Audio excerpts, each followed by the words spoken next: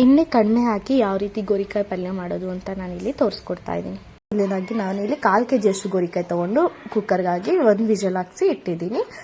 ನಂತರ ಇದಕ್ಕೆ ನಾನು ಶೇಂಗಾ ಬೀಜನ ಒಂದು ಅರ್ಧ ಕಪ್ ಅಷ್ಟು ಶೇಂಗಾ ಬೀಜ ತಗೊಂಡು ಹುರ್ಕೋತಾ ಇದ್ದೀನಿ.